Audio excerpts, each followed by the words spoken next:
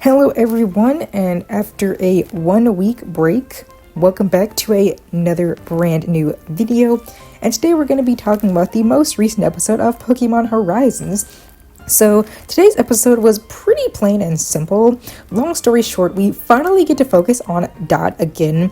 Ever since Mega Voltage began, we've pretty much just been following Liko and Roy and Alto, with Dot just calling through the Rotom phone, but now we're finally with her, focusing on her, and today's episode sees her in Lavencia. And long story short, there is this Stunfisk going around zapping other Pokemon, and Dot and Iono are trying to find out why. So Dot ends up quickly realizing that it's because of this trainer who originally, first of all, I thought this trainer was a girl at first, but apparently it's a boy. And anyway, he is just dressed up entirely like a Stunfisk, and he is using his Stunfisk to just go around and prank people, zap them with his Stunfisk, which to me seems a bit more than a prank. But anyway, so he's doing all this, and so Dot's mission is to defeat him in a battle. So they do get into this battle, and at first it looks like she has the upper hand with Quaxwell, but he has a strong spear, one of the Exceed strong spears that we've seen from the previous episodes, and so he uses that to power up his Stunfisk, who is then able to defeat Quaxwell.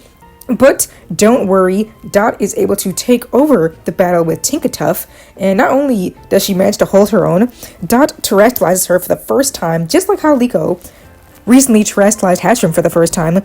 We get to see Tinkatuff terrestrialized, and her Terra type is actually Steel, which kind of surprised me. I thought it would be Fairy, but it was actually Steel. And also terrestrializing, she also wound up learning a new move in the battle, which was Metal Claw, which was perfectly fitting for her terrestrialization. So that was really great, and she is able to defeat the Stunfisk. And so in the end, I think it's kind of revealed that the guy was doing all this pranking and stuff just to get Iono's attention, because he also has his own channel, and that's why he's been doing these pranks for his own channel, which again, really kind of silly. But the entire thing was really kind of funny. It was just these three streamers duking it out. Well, not really, because Iono really knew about this, but she didn't really have anything much to do with it aside from helping Dot figure out what was going on.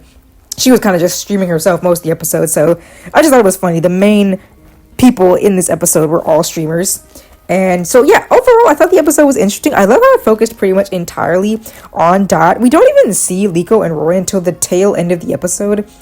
And yeah, so I like that we got to finally see an episode focusing on Dot, since she's kind of just been on the sidelines for now. So it does seem that she will be reuniting with Liko and Roy very soon. The episode ends with them heading to Cortando, so we're going to be seeing Murdoch again, because that's where he's been since the Voltaclers have kind of split up.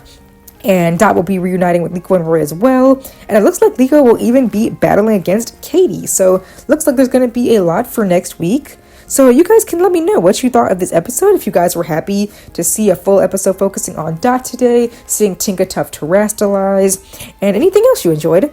Thank you all so much for watching, and I will see you all next time. Thank you.